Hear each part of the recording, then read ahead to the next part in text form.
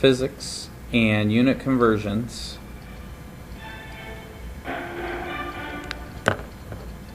So for problem number 34, we are asked to find how many milliliters are in 2 fluid ounces. And then for part B, we are asked to find the number of ounces in 100 grams. And in the textbook, we are given a picture, and the picture is going to help us find how many milliliters are in 2 fluid ounces. If we look at our textbook, we'll see that there's no conversion for fluid ounces to milliliters directly. However, in the textbook, we actually have a picture of a bottle of vegetable oil that has already gone through and done the conversion for us.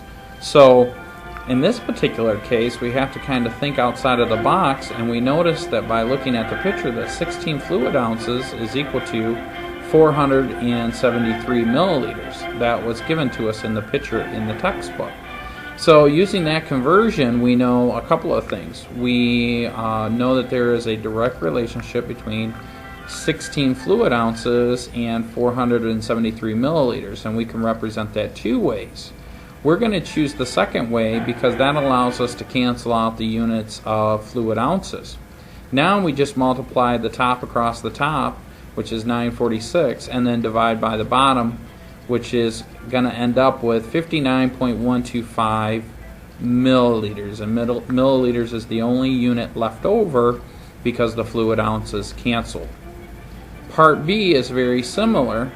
We're asked to find the number of ounces in 100 grams. Well, again, if we look on the picture in the book, we know that 14.5 ounces is equal to 411 grams, and we could represent that 2 ways. Since we're starting with 100 grams, we're going to choose our first ratio so that the grams will cancel, and then we get 100 times 14.5 gives us 1,450 fluid ounces divided by 411, and the grams canceled out, so that gives us 3.527 ounces. I'm sorry, not fluid ounces, ounces. For problem number 35, and let's review that. So essentially when we cancel that, we'll do 35 in a second. When we cancel those items, we are left with the unit that we want.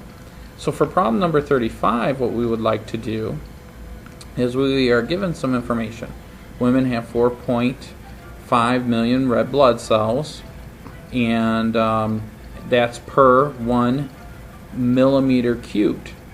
The flow rate at which those blood cells flow is 250 milliliters per minute, and the question the textbook asks us is how many cells per second of blood flow through a woman's circulatory system.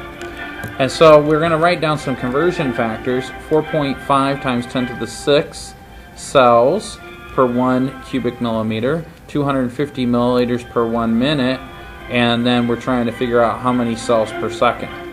So based on that information that we were given, we're going to start with 4.5 times 10 to the 6 cells over 1 millimeter cubed. And probably we can convert the millimeter cubed to milliliter, and then we know that there are 250 milliliters per 1 minute, and then we know that in 1 minute there are 60 seconds. So our goal is to get all of our units to cancel, and if we do that, which we did here, we end up with cells per second, which is what the question was asking for. We just have one little piece that we have to fill in the blanks on, and that is the millimeters per milliliters. So remembering that water, and blood is very similar to water, for every cubic centimeter is equal to 1 milliliter of water. But we have to remember that 1 centimeter is 10 millimeters. So cubic centimeters, 1 cubic centimeter is actually equal to 10 times 10 times 10, or 1,000 millimeters cubed. That is our conversion ratio. So now we're going to fill in the blanks, and we're going to say 1,000 millimeters cubed is equal to 1 milliliter. Now we're going to multiply straight across the top and straight across the bottom, find a unit, and then that'll give us our answer to question 35. So we have 4.5 times 10 to the 6. 1,000 is the same as 1.0 times 10 to the third times 250 times 1, all over 1 times 1 times 1 times 6.